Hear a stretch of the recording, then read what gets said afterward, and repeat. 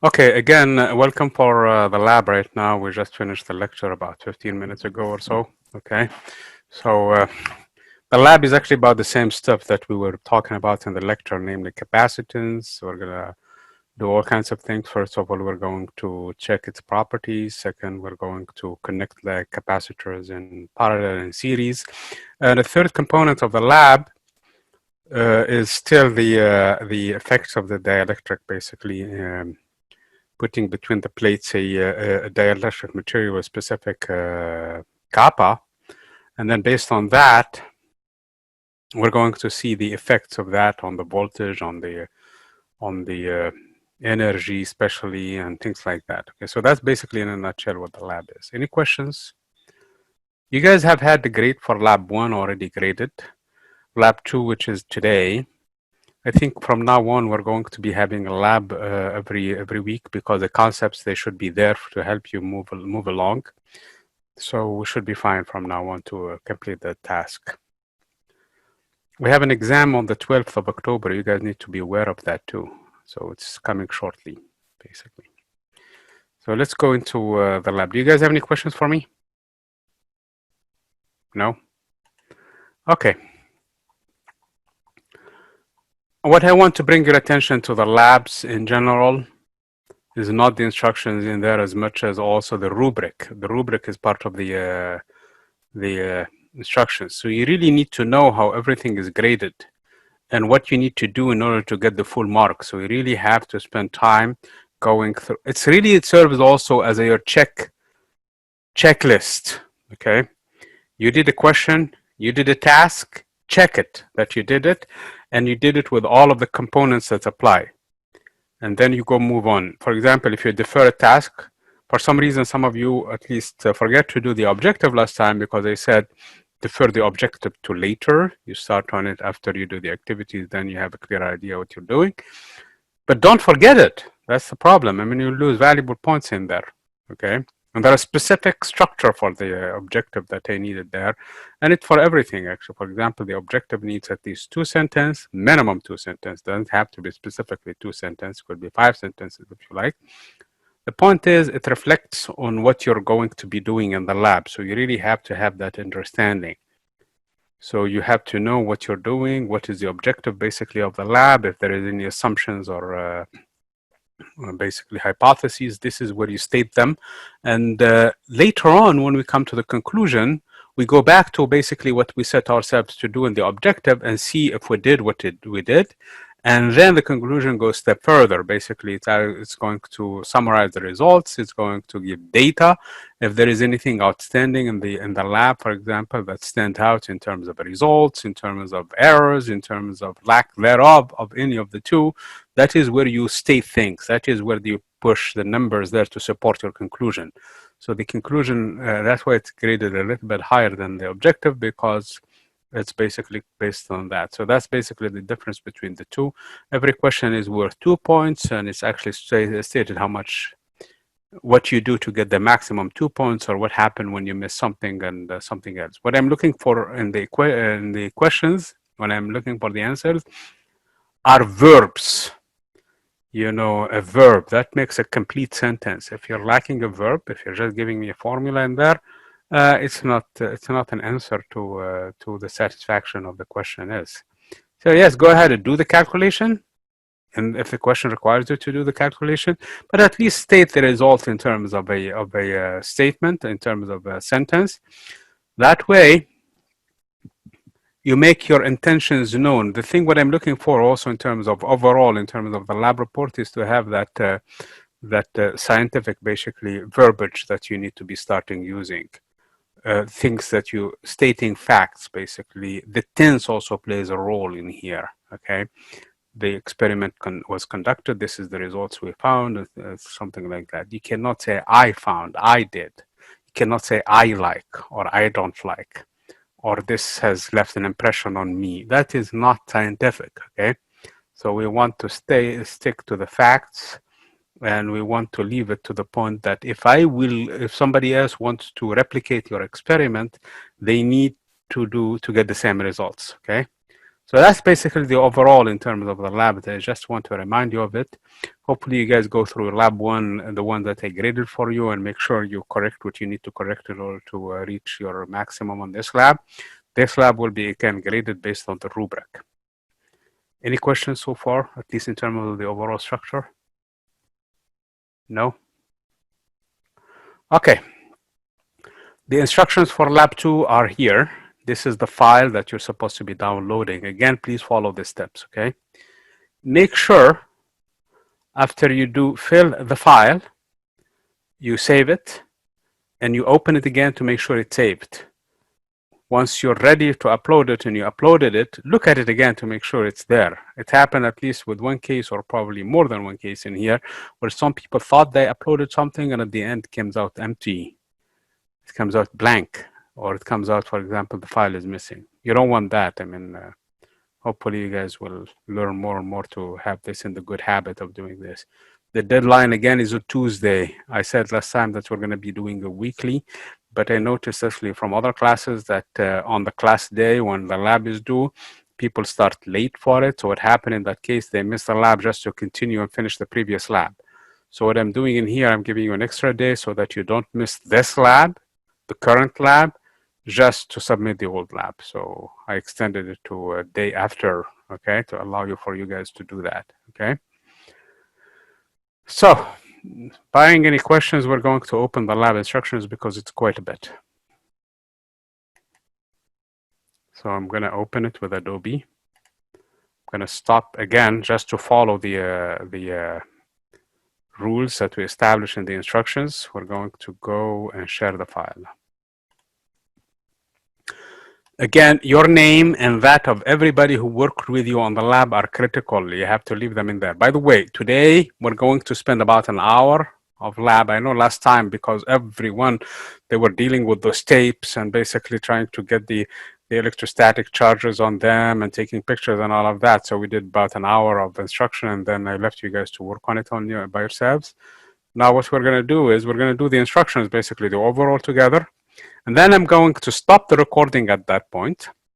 I'm going to change earpieces so that I can move around after that and leave the session open so that you work on your lab during lab time. Of course, if you're working or you need to be there somewhere else, that's fine. But the hope is you do most of the work today so that you're ready to submit your lab. Okay, so that's the plan with it. So I'm going to be here until 5:40, basically, when the session is going to be over, when I'm going to stop the session. Do you guys understand how we're going to be doing this time around? This is different from lab 1. Yes? Give some confirmation. Do you guys understand? Okay, very good. At least Daniel agrees. Okay, so we're going to... Okay, again, do not forget the objective. The objective is graded.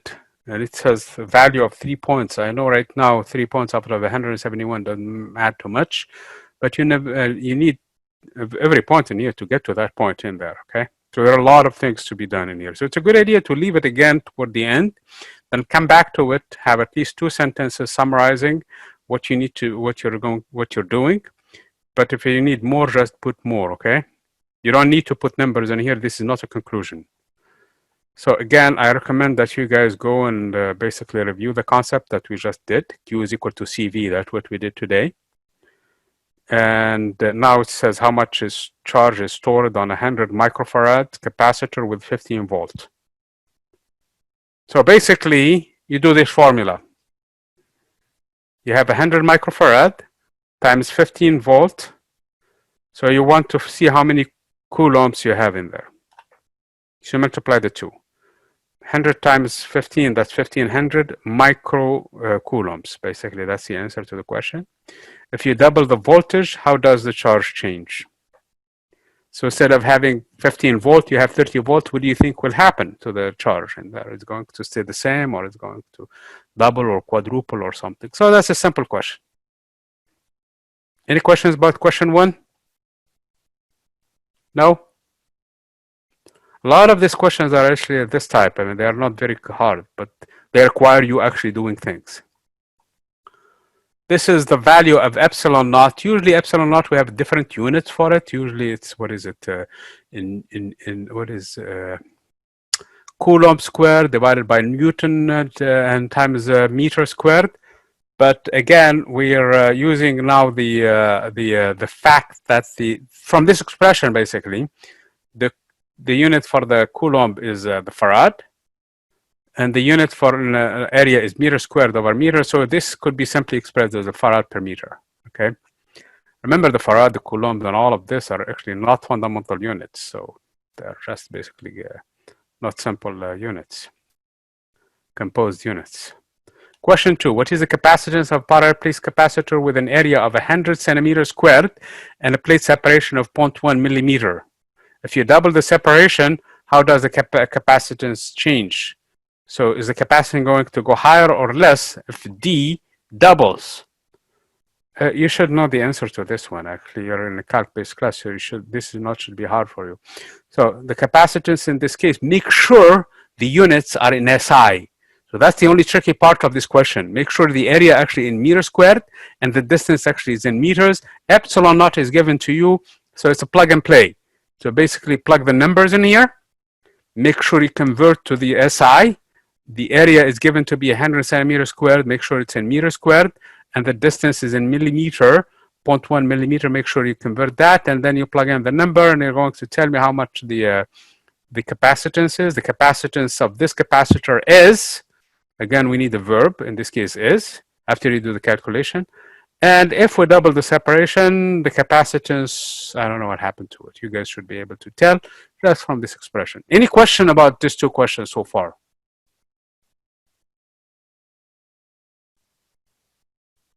Okay, at least Daniel doesn't have any questions. Hopefully everybody else doesn't.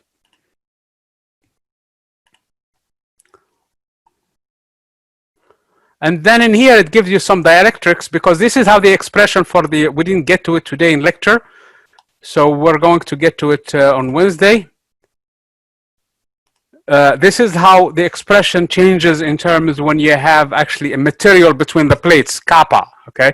For example, if you have Teflon, 2.1, okay, instead of air or instead of vacuum. Vacuum, kappa is 1. Anything else, kappa is a number, okay? So if you put Teflon in there, then it's going to be 2.1 times epsilon naught times A over D. So that's the biggest change in terms of the expression for the capacitance. So that's what, when you put the dielectric between these things. And you need an insulator. You need it, actually. It's not an option. Because if you put the air, or they probably can touch, and then the whole thing discharges, and that's no good. Okay? So we need this table in here. Hopefully you guys refer to it at some point. And this is where the lab is. So this is the link for the lab. So make sure you click on it. So I'm going to click on it right now. It's going to take me to it. And let me stop sharing that screen and come back to the screen that popped up to show you how you get to your lab. Okay, share the screen that popped up, which is this one. So when you get in here, it will tell you to click on it. Do not do that. If you do that, most likely your system probably, or is it? No, this is, some of these labs are tricky because they require Flash to work, okay? And Flash now has been demoted so that it doesn't work on a lot of browsers. So if it is Java, I think this one is Java, or if it's an HTML5, it's going to work. I think this one is Java. It should work on everybody's laptop. Now, if somebody has a problem with their browser, please let me know as soon as possible. Do not leave it until Monday or Tuesday, 5 p.m. and tell me that you couldn't do it. That's too late, okay? That means you didn't really start early on your lab. So you need to start right away with whatever computer you have, and let me know if you run into some difficulties with this lab, so that I can hook you up with somebody else from your class, and you can work together with them and get the browser to work. It's on the PDF, yes. Sebastian? It's on the PDF file, the instructions. That's where the link is. You just click on it and it's going to take you there. Does this answer your question? Sebastian? Okay, very good. So I'm going to click on it. And once I click on it, so this should work because it requires Java. Sometimes it will tell you that you need to install Java on your computer, which is fine. Okay. If you are curious about security for Java, please read through it, because sometimes there are loopholes in it.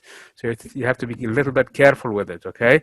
It's unlike Flash, which was really worse. Okay. So this is how the lab works. At some point, it's going to ask you to do things, okay? For example, one of the things we will be needing is a voltmeter. This device will tell me, for example, the voltage between two wires. So if I could put it in here and there, it should read the voltage and tell me how much voltage. Right now, it's giving me a 0 reading. If I take this connection and put it in there, right now, it doesn't know what the voltage is, or it's an infinite voltage, okay? So right now, if I put it between end and end, it should be 0 also. Because the battery right now is set to 0 volts. So if I yank the battery up to 1.5 volts, it should read 1.5 volts, because actually these points are the same thing as this point, okay? So it's still 1.5 volt, because the entire wire is basically conductor, so the entire wire has the same voltage. It's an equipotential, really, okay? Now, the way sometimes it asks you to change the area, this is how you do it, okay? You make it bigger or smaller, depending, and this is the separation. Right now, it's 10 millimeters, so you can bring the separation down to 5 millimeters and up. So this is how you work your, and here, for example, you can show the capacitance. Capacitance right now is 0.35 microfarads. I mean, sorry, not micro, picofarad, okay? And the plates, that's how much the charge, actually, how much charge right now. Because if you do the algebra, you need to find what this thing is.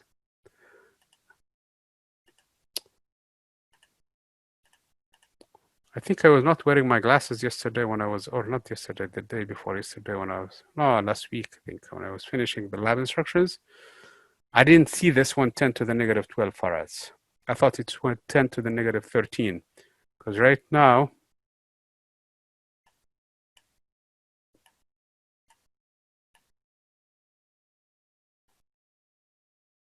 yeah, I'm sorry. I think the instructions need to change, and I'm going to tell you how you change them, okay, in order to meet the requirements. Okay. So this is a dielectric at some point. Again, we're going to be dealing with this one. This is the material that we're going. So this is the offset where you put it in and out. Okay. And this is multiple. In here, you tell it how many you want. 3 in series, for example. Here are 3 in series. This is the one that requires the value to. This is correct. Okay. I think the lab looks fine. Because, for example, the capacitance right now, the maximum on it is 3/10 of a picofarad. And the same thing with this capacitance in here. And the same thing with this capacitance between 1/10, that's 10 to the negative 13 farads, and 3/10, which is 0.3 picofarad, or 3 times 10 to the negative 13 farad. So these are the capacitance in here. So I put them in series, or in series, or I can put them in parallel. So that's basically part of the lab. So this is in a nutshell how the lab look like. So let's continue the question. Any questions about the link and how to change things in it? It's straightforward either. But the thing with it, let me go back to it, because sometimes it will ask you specific questions and you have no idea what it's talking about. So the view in here, for example, the field lines, we really don't care about the field lines. Remember, we draw them so let me drop the voltage to see how that looks like. So right now I have only very few charges on the capacitor. So there are only very few field lines. If I have a higher voltage, that means the electric field is so intense. Now I have more field lines per unit area, which means the electric field is intense. So that just to illustrate the electric field. So I drop the voltage to 0. I should have no field lines whatsoever.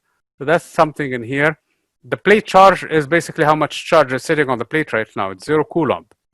And the stored energy is how many joules are sitting in the capacitor. Again, that's 1/2 of Q squared over C. So right now we're looking at 0, because we don't have any curve. Right now we have 0 voltage across this capacitor. So if I put 1.5 volt, now I'm looking at 0.31, the capacitor with this configuration right now, 0.31 picofarad. The charge is 0.47 picocoulomb, and the energy is 0.35 picojoules. So sounds like one of those Japanese cartoons, doesn't it? Picojoules, not. Okay. So that's basically in a nutshell how the lab link look like. Any questions?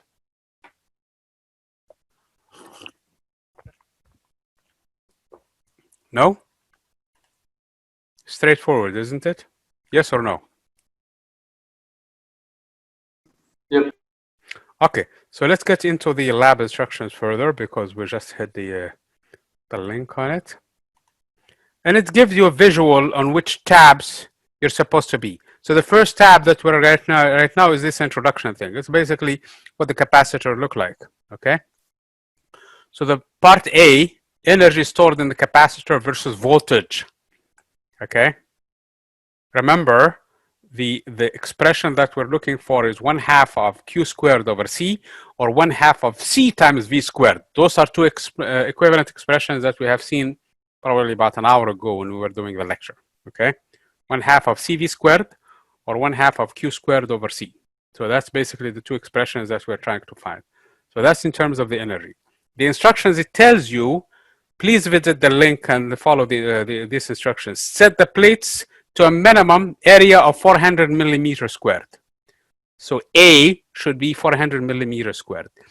And a maximum separation of 5 millimeter. Remember the argument we were making in class earlier today, that the area size should be way bigger than the separation. That is because the edge effect of the capacitor, we want to ignore them, so that we treat the capacitor as if it's an infinite plate, so that we can use the formulas that we've been using all along, because those are approximate formulas really.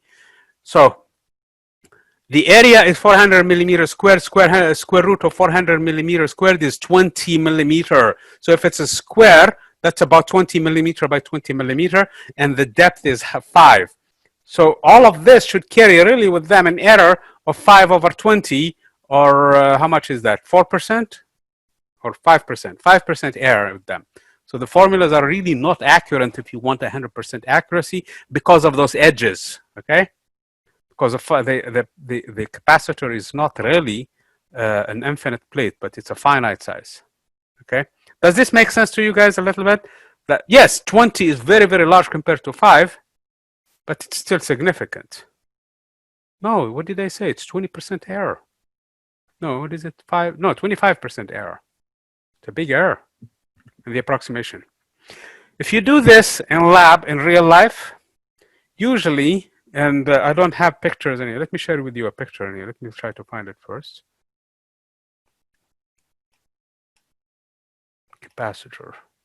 Yeah, let me stop sharing that screen and show you how they look like in real life, okay?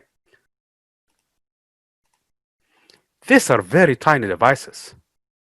This 4700 microfarads, which is a big capacitor, is a big physically, and it probably fits in your hand, but it's still small.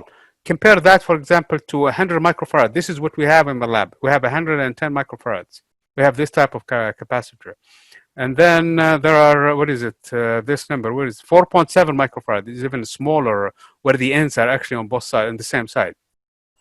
And this is for, if you're doing Arduinos or things like that, this is probably how your capacitor would look like, okay? So that's how they look like on electronics. This is the bulky one in here. This is a variable capacitor. This is a capacitor that its C changes. You can control it. You see the knob on this side? That is actually, you can turn the knob one way or the other. In doing so, you change the capacitor value from, let's say, for example, 10 microfarads down to, for example, 2 microfarads, or from 10 up to 100 or something like, depending on which way you go. In doing so, you change your circuits inside. And we will see that later on when we do a resonance, that this plays a major role in terms of the telecommunications and these variable things. When we're doing, of course, all of this is part of the so-called analog electronics. This is not the new electronics, which is digital. So this is the old electronics that we are talking about in terms of circuits and things like that. Okay. Okay, what is that? I don't know. Is this the... yeah, this is an interesting topic in here. It's about the history of these vintage capacitors and color coding in the old days. They don't do it anymore. Anyway, I'll leave that to you guys to read about it and see about it. So I was just talking about this one because this issue of separation in here can be a problem. Okay, so now you have A, you have D, you have the vacuum, which is epsilon given way back up. Okay. And you're supposed to find what C again is. That is your base C. This is a calculated C in here. So you have epsilon as 8.854 times 10 to the negative 12. And you have A, which is 400 millimeters squared. Make sure it's in meters though. And the distance is 5 millimeter. Make sure it converted to meters. And you plug in the value for C naught. This is your base value for C. This is the value that you calculated that you're going to compare to. Okay. This is the theoretical value. You're going to measure it right now, and you're going to compare with these things in here. Okay. So before we move any further, you already have the D from here, properly done. You have the area A. That is just transposing this number. Remember, every point in here, every one of these questions is worth points, okay? So in here, please do not just put me and give me a number. C naught equals to, I don't know, for example, 10 microfarads or 10 nanofarads or whatever you end up with. You have to specifically state that the capacitance is, or capacitance for this plate configuration is, and then you give me a number. Okay, you need the verb in there. Here, you don't need to. It's just a number. The area should be 400. This one should be 55. I'm sorry. Make sure it's in meters. This one is in meters squared. So make sure that now the units are proper. And C naught is in farads in here. So you're gonna put whatever 10 to the power whatever times farads. Okay. We're doing a lab. We're not doing an exam. So now it doesn't matter the discussion I had earlier with you guys in lecture about leaving the micros by themselves and the nanos by themselves. No, we need the numbers now. We need to convert to SI now stuff. Okay. And then you fill this table for me. You're going to start with the potential, increasing it from 0 down to 1.5. Okay. As the potential increases, you're going to read the value of the capacitance with the multimeter. I'm sorry, they're going to, okay, let me go back to the lab instructions. Let me go back to the link. Is that the link? Let me stop sharing that screen and come back to this screen in here. Okay, so let's start now the lab.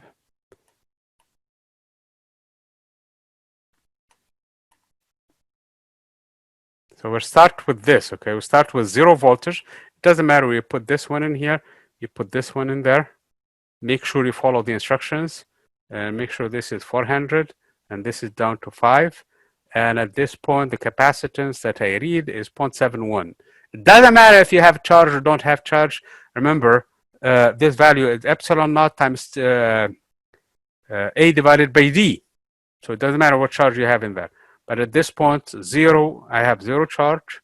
Energy stored is 0. So everything is 0 at this point. Now, I need to get to 1.5 in 10 steps. So I really need to have increments of about 0.15 volts, okay? So I will really watch the voltmeter and hear what tells me what it reads. So I need to stop around 0.15. If it's less, it's fine, okay? So this is about it, okay? 0.149 volt, okay? The capacitance doesn't change. The charge changes now. I have charge in the capacitor, as you can see from these dots in here. And I have stored energy now. And what else does it happen in here? So the voltage is this much. So I go back into my table. Let me stop this the sharing of the screen. Come back to my lab instructions, if we can find them.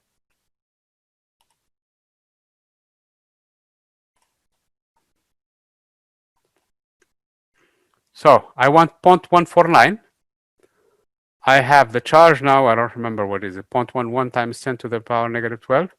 I have the storage energy, which was 0.01, I think. I don't remember. Okay. At some point, you're going to calculate the electric field. Remember, the electric field in this case is volts.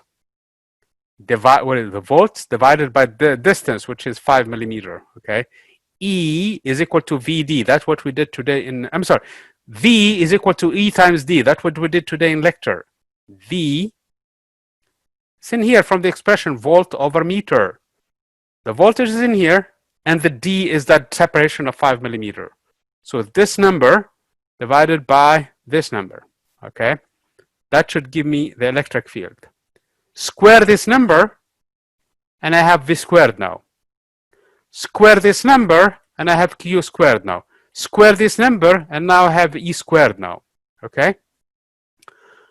The energy density now, I can have it two ways. I can calculate the energy, which is 1/2 of Q squared, this number, divided by 2 C naught, or 1/2 of C naught times V squared. That is the total energy. One way or the other you do it. Divided by A, here is your A, times D, okay? I mean, here is your A, I'm sorry, and here is your D. A times D, doesn't matter, that's the volume. That's one way of doing it. The other way of doing it is 1/2 of epsilon naught. Remember, epsilon naught is given all the way up, which is 8.854 times 10 to the negative 12, times this number squared, the electric field squared, whichever option you want to go for. Do you guys understand that you can do this column, this row, just from these observations? Let me go back to the observation. Yes or no? The entire row. Because now we have V, now we have Q, which means we can find V, and V has to do with too many ways now finding V. Actually, not only, the voltage, the electric field.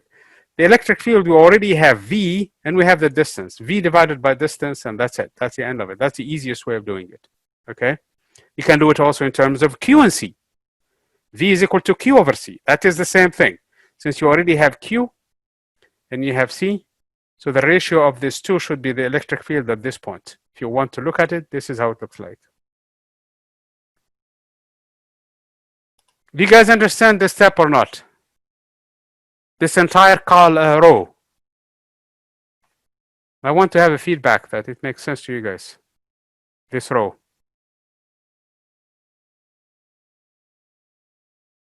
Yes or no?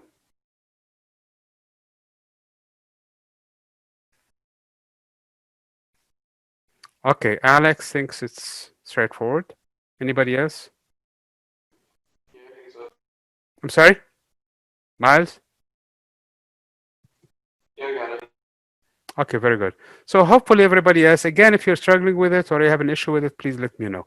Just to make sure, we're going to go to the next point in the, so we did 0.15. Remember, we want to reach 1.5 volts. So I'm going to go to 0.3, around 0.3. It doesn't have to be exactly 0.3, okay? So don't spend too much time trying to get it to 0.3. 0.35, this is good enough. 0.298 volts is great, actually. It's very good from 0.9. That's the second point. Now, the capacitance should stay the same, should not depend on that.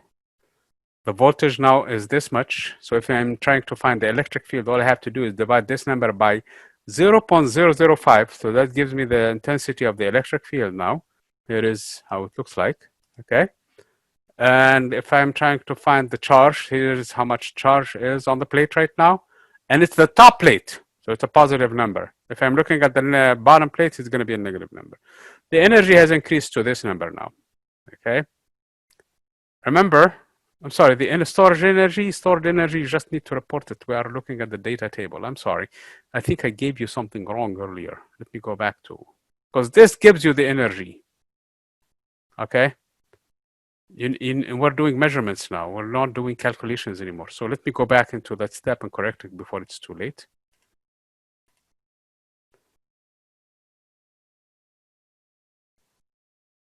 This is the energy already is given to you. Here is the energy is given to you from the table. Okay. All you have to do in here is just divide that number. You don't have to do the calculation. Please ignore what I said before. 1/2 of epsilon naught E squared. That is not correct, okay? Since energy is already given to you by the experiment, just divide it by AD, dA. And the same thing for this step in here. We got the V, which is 0.298. We got the charge. I don't remember how much it is. We have the energy now, 0.003, I think 10 to the negative 12 joules. And then this is the volt, which is this one divided by 5, okay? And then this one is this number squared. And this one is that Q squared, and this one is related to V divided by this V divided by the 5 millimeter. This one is this energy U divided by the product of the area times the distance D, distance separation D. between the pleats. Okay, does this make sense to you guys? This is an experimental based on observation, this table. Yes? Yeah. When we divide the V by the distance, do you have to convert to meters or can we leave it in millimeters? Meters. Meters. Okay. The unit is in volt per meter or Newton per coulomb, if you like, for the electric field. So 5 millimeter has to be written as 0.005 meters. That way, whatever that voltage you have in there, which is right now at 0.298, divided by 0.005. The answer is going to be in Newton per coulomb, if you like, but leave it volt per meter. That's actually the new unit that we should really, I know we started up to chapter 23, I think. We were using volt per meter, Newton per coulomb, but now the new unit actually is volt per meter, voltmeter. Okay? Does this answer your question? SI, stick with SI. With the table now, it's SI. Yep, I'm good. Okay, so let's continue now with the lab instructions. So assume now the entire table is filled. It has 80 points in it. It has 80 cells in it. It has 80 entries in it. They're going to start from 0 voltage, or is it 0.14 volt? What is it? 0, 1, 2, up to 10, basically, up to 0.15. I need 10 points, okay? 10 points in there. We need 10 points. They don't need necessarily to be separated by uniform numbers, but more or less uniform is good enough, okay? You don't have to be very, very specific that you skipped it by 0.15. Now it has to be 0.15 because it's going to be a linear function with everything that we're going to draw. Which brings me to the first graph. U as a function of V squared. Here is U, here is V squared. Okay, so we're going to plot this function U and V squared. It should be a straight out line, okay? 1/2 of this value that you calculated in here, that is going to be the slope. Okay, so when you plot this one on an Excel spreadsheet, this is your this is your y-axis. This is your x-axis. But it doesn't matter. It can be both because it's going to be a line, only one straight line. Okay, so it doesn't matter which way you order you put them in, but you have to be careful. Okay, so if you put V squared on the leftmost in Excel and tell it to draw it for me, it's going to put V squared as your x-axis and U as the y-axis. And in that case, the slope is going to be 1/2 of C naught. Okay. If you did it backward, if you put by mistake, for example, V squared in the second column and U in the left column, then it's going to plot U as your independent variable and V squared as your dependent variable, and the slope again is going to be 2 over C naught. Okay, so you have to be careful again with what you're plotting in here. That's all. Okay. Now you can do it by hand, and if you do it by hand, please include that graphic as a picture. Or you can do it with Excel, and if you do Excel, attach that graph also with Excel, because there are a bunch of Excel files that we're gonna bunch of spreadsheet charts. If you're gonna do Excel, leave all of them on the same file and upload only one file. Okay. So basically, one book, one Excel book, or whatever it's called, the book sheet, and then you have spreadsheets depending on which data you're going to collect. You guys have an understanding of what I'm saying in here? Do you guys know Excel? If you don't have Excel, you can use Google Docs. You can use whatever you prefer to. But please, if you're going to use Google Docs, make sure you save it externally because it may ask me to log into your account or share your account. I don't want to do that, okay? But basically, you can actually attach this as a picture too. But if you do that, remember the rubric for the graphs are the following. You have to have the proper scales, number one. Excel will do that for you if you do it.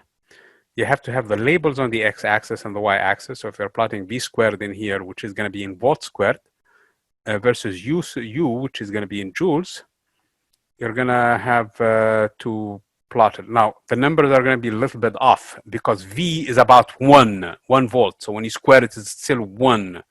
That's the unit on the x-axis. The energies, if you notice, are very, very tiny. So this cannot be 1 unit, because if that's 1 unit, probably your scale graph will just fit in here. So this probably will be of the order of 10 to the negative joules or something like that. And then you do that, that should work fine, okay? So in your Excel spreadsheet, you have to be very careful that this scale on the y-axis has to be scaled properly to have a significant graph in here, okay? So again, that's your graded on it, the scale, and also the labels on the axes, and also if there is a trend line, in this case, it should be just a line. And at some point, you're going to ask it for the slope.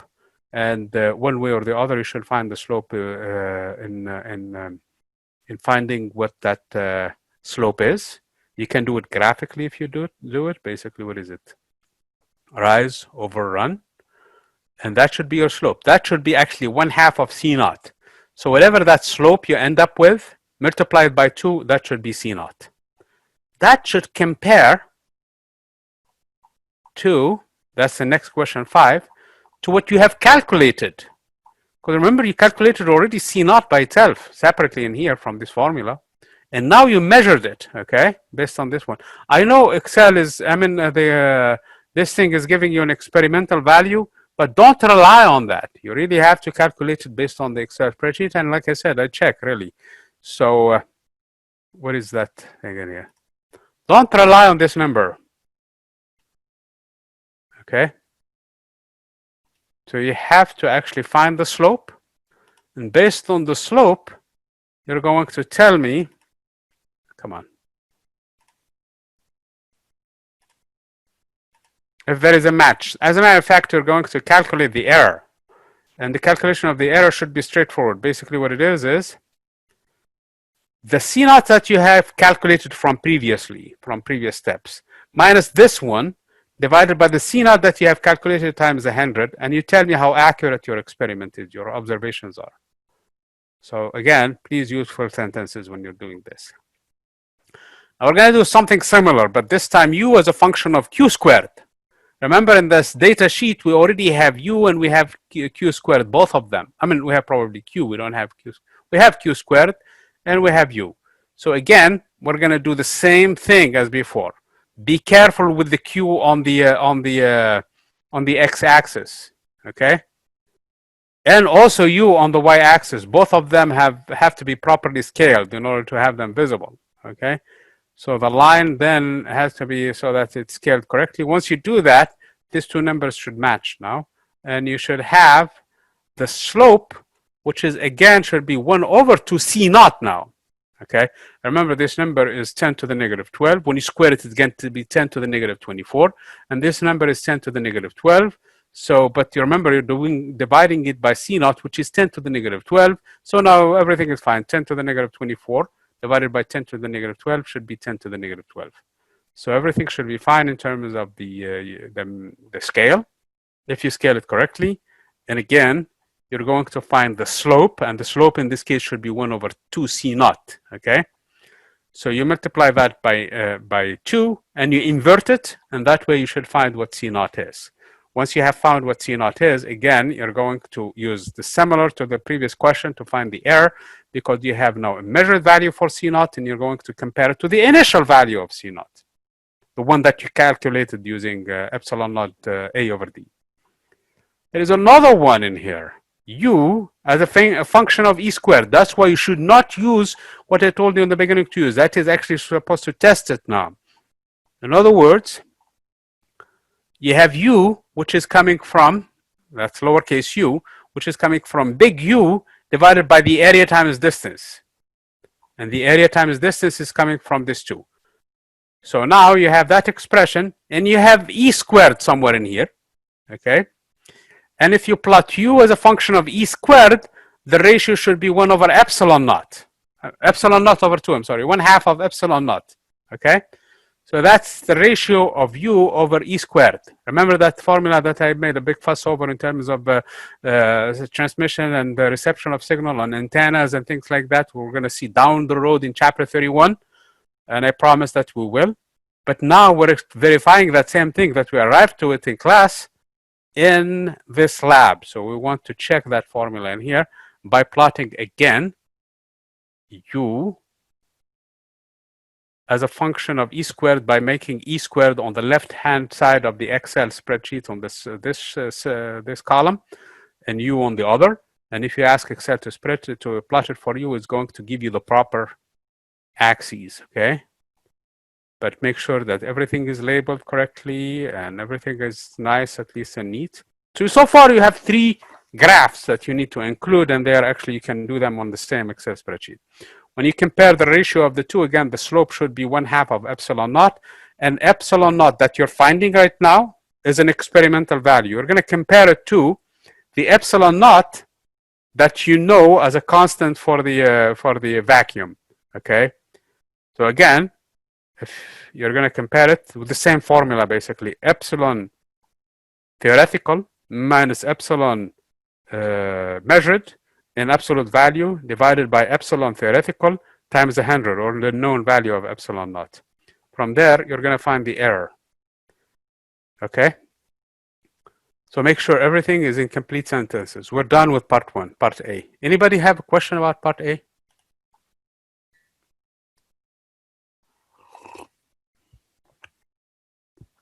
No questions about part A? Can we move on to part B then?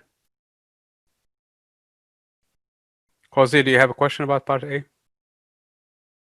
Because I see your microphone coming on and off. No? Okay. So we're going to go to part B now. So part B now is the dielectrics. This thing we didn't cover in lecture yet. We're going to finish it on Wednesday. So you can defer the measurements on it to after Wednesday, but it should be really straightforward. It should not be hard to do in class, okay? Again, we're going to go back to the same link, but we click the second tab. So let me go to it and see. I already showed you that, how it looks like. So I'm going to go back to it now. And click on the dielectric. So we're here now, okay? And again, it asks you, again, notice that if you change the area, make it smaller, the dielectric also proportionally goes smaller, okay? So don't worry about the electric, whether or not that's going to be a problem or not, no. So it says you get the capacitance, here is the capacitance. Notice, without doing anything right now, the capacitance changed. I mean, we're still 0 voltage in here, by the way, okay? Capacitance changed between those values. Here is the dielectric constant, remember, between 0 and 5. From my table, I can go, let me stop sharing the screen. Stop sharing the screen first and share another screen for the lab instructions. Remember that table that has Teflon 2.1 and all of that? What I mean by changing those values of the dielectric constant, okay? And you can show all the charges. Again, this screen is nice to look at, for example, in here to see what's going on. Okay. Calculate the capacitance using C naught. This is the usual value based on your lab setup. Okay, but now the instructions change a little. The area is no longer 400 millimeters squared. It's 195 millimeters squared. And it's anywhere between 195 and 205. So you don't give me 195 and struggle with it. 199 is 5, 203 is fine, okay? So anywhere between those numbers. And the separation again between 7.5 and 8.5 millimeter. I hope I don't see everybody putting 8 millimeter, okay? Anywhere between them, okay? 7.6 is fine, whatever you get into that number in there, okay? Now, once you find that, now you have a new value for epsilon naught because the area has changed and the separation has changed. So based on your own numbers, tell me what you have found for epsilon naught, for C naught. Okay, this is C before the injection of the dielectric material in between the plates. That is what C naught stands for in here. C naught is the capacitance in the air or in the vacuum, actually, okay?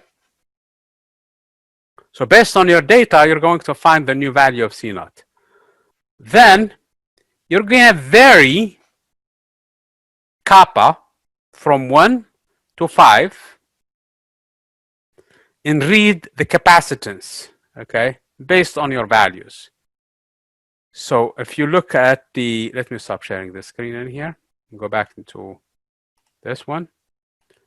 So right now, if I do the calculation, let's make it as a sizable angle between, so no, it's still too big.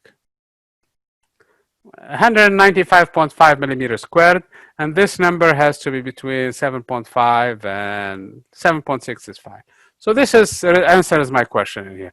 I have to do the calculation based on 7 millimeter for the distance, and based on 195.5 millimeters squared for the area. Divide this by that. It's a good idea to divide first and convert later, because at the end you do only one conversion, but it's fine. Convert to meters, don't forget that, and times epsilon naught, which is 8.854 times 10 to the negative 12.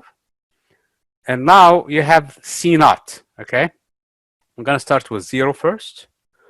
And it tells you to put it in first, okay? Capacitance. Now the offset is 0, okay?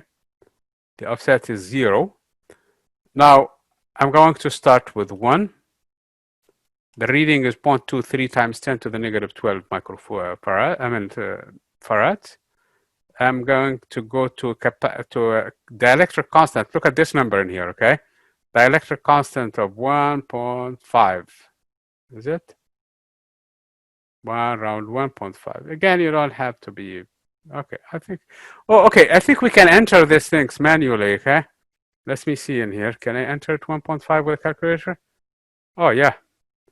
Okay, so with a calculator, you can enter any number in there. Let me put 3. But don't forget to hit enter, okay? Because if you put any number in there, right now I'm going to put 4.5, for example. And that's how much it is. Okay, let me double check something in here very quickly in here, because the steps, I think they were wrong. Yeah, 1.52, 2.53, 3.54, 4.5, and 5. So those are the steps you're supposed to do. And each time, let me stop sharing that screen. Go back into my PDF file.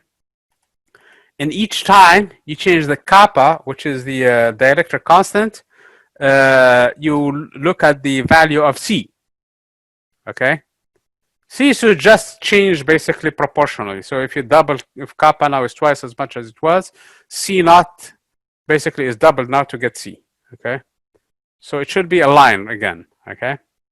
We need to make, this is the 4th graph so far, of C as a function of kappa. Alternatively, you use Excel. So you can do a graph by hand, making sure that kappa is the leftmost side, so that it's really the independent variable, and C is a dependent variable. And again, don't forget that C is going to be a number, a very tiny number, 10 to the negative 12, so it has to be scaled correctly. You need to pay attention to the scale, the labels on the x-axis and the y-axis. You need to have also the data points also on the graph in order to, you have to really have them data points, not a line.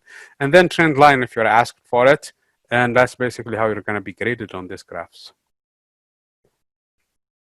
Use the equation. Now, if you do the ratio of, or the slope should be C naught again. And C naught now, in question 12, you're going to compare it way down to the C naught, not the one that calculated first, the calculated in part B, okay? Because part B has a different area and a different distance separation between the plates.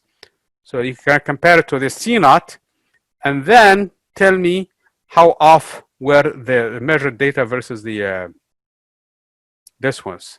This is part B. Does anybody have any question about part B, or does it make sense to you guys?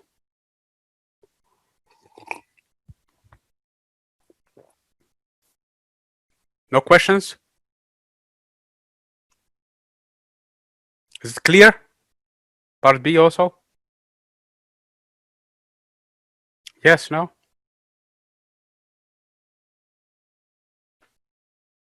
I need somebody. Anybody? Do I need to repeat part B?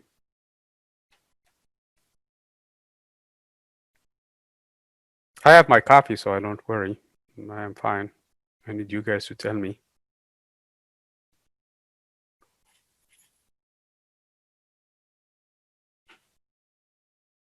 Okay, Sebastian answered. Thank you. Okay. So we're going to go into part C now of the lab, which is the third tab. Okay. The third tab. And you're going to vary from point. You're going to have 3 capacitors in series first. One of them is 0.1 picofarad. The other one is 0.2 picofarad. And the third one is 0.25 picofarad. Okay. So remember, it's basically 1 times 10 to the negative 13. And the second one will be 2 times 10 to the negative 13. And the last one should be 2.5 times 10 to the negative 13 farads. So basically, those are the 3 labs. These are the things that you should turn on. The plate charges, so that we see the charges, that they are increasing or decreasing. The total capacitance, so you need to understand the sum of these 3. Remember with my first example today in lecture, you have a 10 and 10 in parallel and series, and they turn out to be 5 microfarads. So these are 3 actually in series. So it's 1 over C1 plus 1 over C2 plus 1 over C3. Should be a 1 over C equivalent. So now it should be a number that is less than the smallest of the 3. Okay? If I do the calculation correctly. So I have 3 in series. I'm going to measure the voltage probably between each 2. So this is capacitor, this is another capacitor, this is another capacitor, and they are labeled properly C1, C2, and C3, okay, for me. So, and so we're going to, again, the V max, we're going to put 1.5 volts, okay? So we're going to max the voltage in here at 1.5. So this should go to 1.5. And we're going to measure V1, we're going to measure V2, and we're going to measure V3, okay? So let me stop sharing this screen and go back into my simulation and come back into the multiple capacitors. And it says specifically 3 in series, okay? And we need the total charge and the total capacitance, and we need the voltmeter, okay? Right now, the voltmeter is not connected to anything, so we're going to move it out of the way. Capacitance 1 needs to say 0.1 picofarad. Capacitor 2 now, we need to bring it to 1.5. Or is it 2.5? Let me check. I forgot what the instructions were. I'm looking just at the number. It's 0.2. So capacitor 2 should be 0.2. 0.2 is somewhere in here. I cannot enter this one. I have to hopefully get it as accurate as possible. Okay, very good. So we landed that. And capacitor 3 should just be 2.5. 2.5. Okay, 2.5. So I have all of my capacitances now, all of them. It says, okay, the voltage has to be max. So I'm going to put the voltage to 1.5 volts. Okay, maxed. And I'm going to measure the, always put the negative, the ground of the voltmeter to the negative plate, okay? Otherwise, you'll have a negative voltage in there. So right now, it's a positive volt. Let's see here what happened. This actually happened in the lab, okay? Always. So you have to be careful in here with the sign. So right now, it's a negative sign because I have the ground next to the positive and the leading of the meter on the negative. So we have it reversed. So this is how it is, okay? So in this case, put the red next to the red and the negative next to the negative. So right now, V1 is 0.785, 0.7859. Remember what I said in the class, this voltage drop should be less than 1.5 because the maximum the battery is providing me is 1.5 volt. So this one is 0.789. This one is going to be less than 1.5 for sure, but actually if I added 0.789 to 0.395, I don't know what that number is going to be, but it's going to be less than 1.5.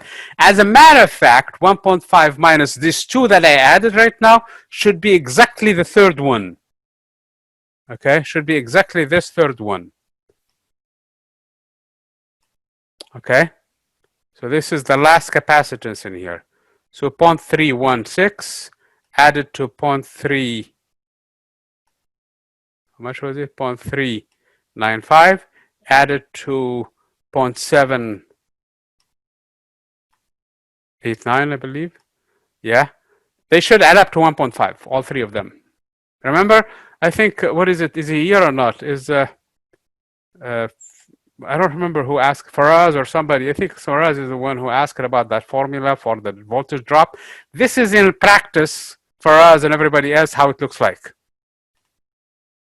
Remember that step? He said, can you go back to a previous step? And I want to see the voltage drop between this capacitor and that capacitor. And I was making the argument with math and making the argument with heights and all of that. This is how it is in real life. Okay, very good. I'm glad that you, basically it connects with the lecture in there. So this is, if you add the voltage drop between the, so what I'm saying for us and everybody else, V, let's call this one B and the bottom one VA. So VB minus VA is the same as VB minus VC plus VC minus VD plus VD minus VA. Mathematically speaking, they're the same thing. And if somebody doesn't know anything about the circuits or what we're doing, they look at that expression and they tell you, hey, that's simple algebra, basically. Yes? Good? Everybody? Especially for us and the people who asked earlier about the voltage, because believe me, that's a critical step in doing calculations. Okay, very good. So, now we filled all of those numbers, V1, V2, V3. So let's go back into the lab instructions to make sure that we're doing it right. Let's go back. What do I say? Here. So we filled Vmax, which should be 1.5 volt, and we have found V1, V2, and V3. And the relationship is exactly what for us and everybody else was wondering about those sums. So that's the answer. So what is the relationship between them? They add up to the Vmax. And you should verify that they add up with the Vmax. If they don't add up exactly, it's because of an error in the measurement, that's all. Okay? So you need to explain that in your answer. Does this make sense to you guys? Can't turn on your microphones because right now. Yes. Okay. Question 14. Using the given values of the capacitance, find the charge on each capacitor. Okay. Now we have the capacitance. See, we have the voltages. We're going to calculate Q1 and Q2 and Q3. Remember, Q is equal to CV. I have Q1, C1, which is 0.1 picofarad. I have V1, which I measured. I think it was 0.789. Probably yours may be slightly off on a more or less. Doesn't matter. So you multiply the two. That is going to be Q1. You multiply V2 times C2, and that is going to be Q2. And then you do the same thing for Q3, which is C3 times V3. Here is your C3, and here is your V3, and you're done. But don't forget that the units, and I think somebody else, I don't remember if it was Miles or somebody else who asked about the units, do the calculation leaving the pico there, and then just sub it by its value, 10 to the negative 12. Again, you probably are wondering in terms of the total charge, because you will find something peculiar in here. I was going to ask this question, but I left it. Do you think, and this is the question for today, that you're going to answer for the discussion later on. Is Q1 going to be the same as Q2? Is it going to be the same as Q3? Or are they going to be off? Based on what we know today. Q1 and Q2 and Q3. Are they going to be off or are they going to be the same? Which one do you think will be more? I need the guess right now.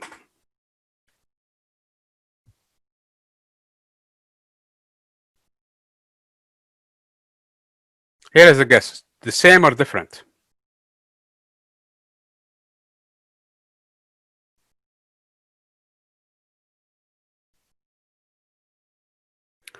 Okay.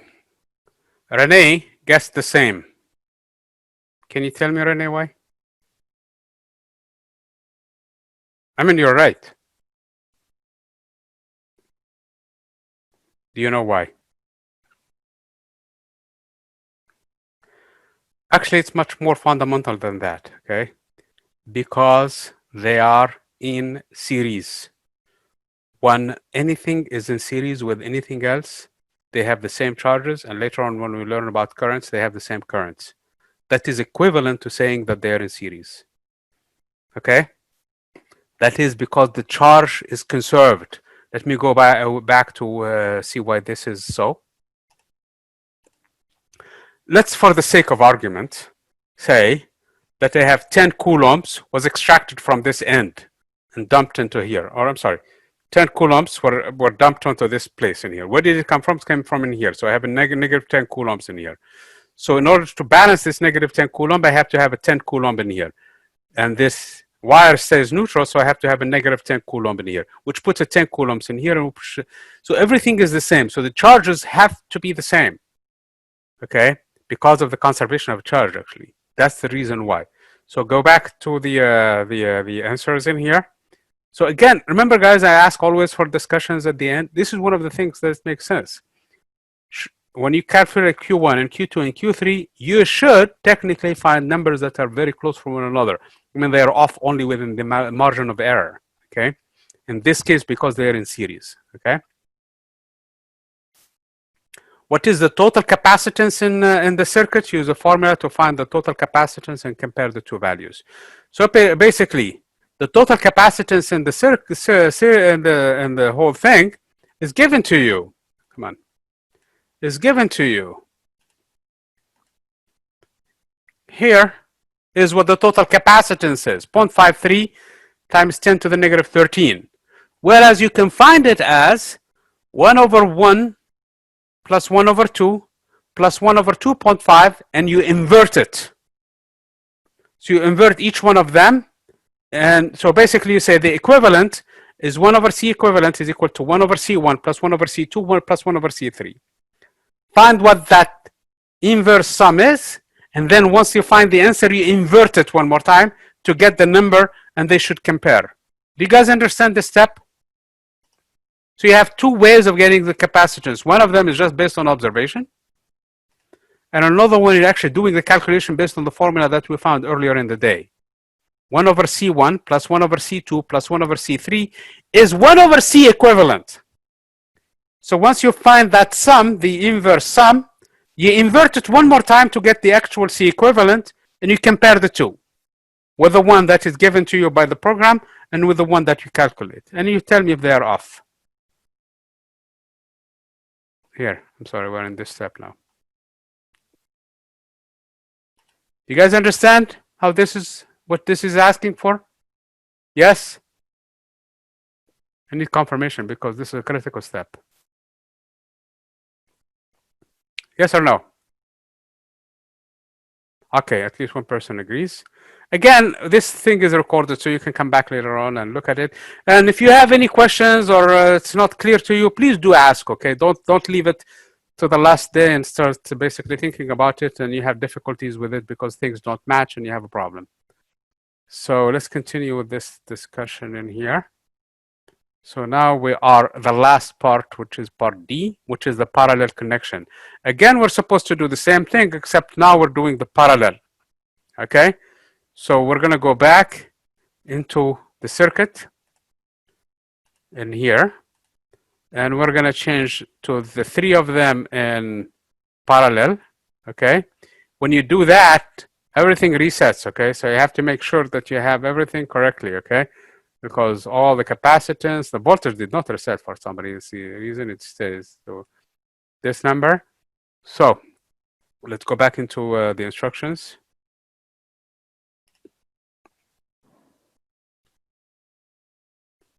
Share lab instructions. So it tells you again to change the capacitance to 0.1, 0.2, and 0.25, okay? But they are now in multiple, but they are the three in parallel. Once you do that in three in parallel, which is this one, this line to be checked, everything else stays the same. The V needs to stay 1.5 volt. And now V1 and V2 and V3, what do you think the reading should tell me now? If this is 1.5 volt, what do you think this voltage in here between this capacitor, V1, and the capacitor between V2 and the capacitor between V3 should be? Are they going to be the same or are they going to be the different? This is not the charges now. We're talking about voltages. Are they going to be the same or are they going to be different? This is another question of the end of the day today.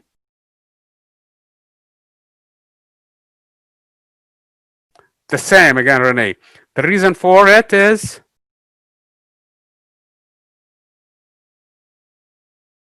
why? I mean, the question is not to Renee, to everybody, okay? I need to have... Why do you think they are going to be the same? I mean, you're right. The voltages now are going to be the same.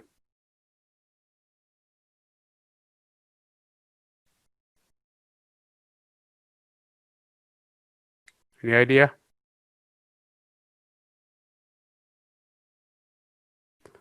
Okay, there is nothing to change the voltage. You're right. That's actually a good reason.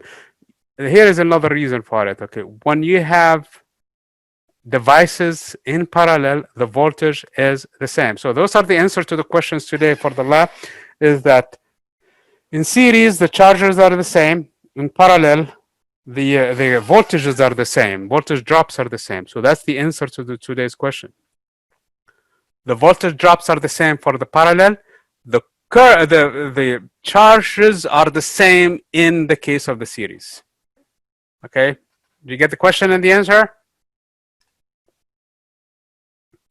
Charges, capital T, charges, and currents, actually, since we're at it right now, are the same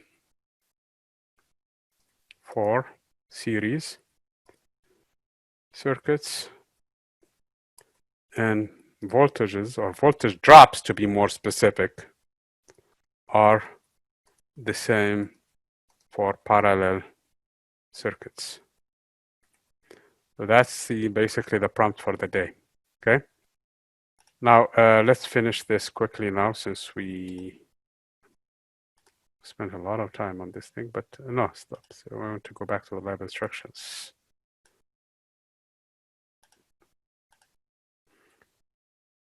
So the voltages should be the same. It should be 1.5 volt again. How are they related? They are the same because now we actually have a circuit that is in parallel. Okay.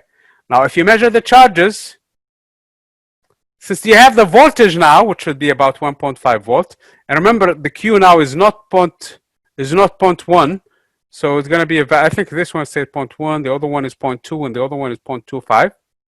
So now you have the capacitance. This is not correct. This picture is not correct in terms of the values that we're going with. This is the values we're going with. You're going to multiply again C times V to get the charges. Now this charges should not be the same, unlike the previous thing, because that was series. This was a parallel.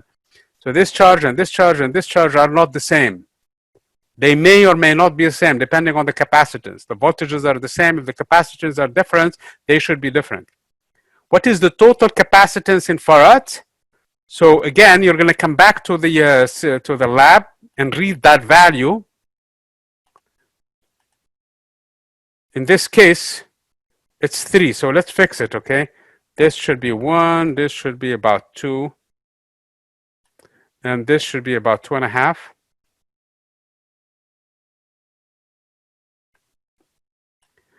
Okay, so it's telling me 5.5. So that's the reading, 0.55 picofarad. And in here, if I add 1 plus 2 plus 2.5, it should be also 3. That should be 5.5. So the numbers, they look like it's a match between the theory and the experiment. So this 5.5 is the sum. Because if we use the formula for the case of the parallel, C equivalent is just C1 plus C2 plus C3, since just adding them together. So that's basically what this thing is. Compare them as they go. And what is the instructions again? Let me stop sharing that screen first and then go and find where my file is. Here it is. So just find the Q's based on the calculations, which is Q times C, which is C times V, and you have the V, which is from here, and you have the C, which is from the setup, and you find the Q's. what is the total capacitance, that is just doing the formula, and then now you have the conclusion. Conclusion is basically what you did and all of the measurements based on the circuit and how they are in terms of parallel and series and in terms of charges, in terms of dielectric and all of that, and basically the conclusions is in there. Any questions about the lab or the instructions that go with it? If you guys don't have any questions, this is what I'm going to do now. I'm going to stop the recording. I'm going to change actually headset because this one is attached to the computer. I want one that is mobile so they can go and put some of these things back in the kitchen. But I will be here listening to you guys. So if you have any questions, please do ask it with the speaker on while you're working on your lab, hopefully finishing it. And if you're into some difficulty, you let me know. And like I said, if you have to go to work or something else, that's fine. You can do that. And I will see you Wednesday for this week. Okay? So I'm going to stop the recording first.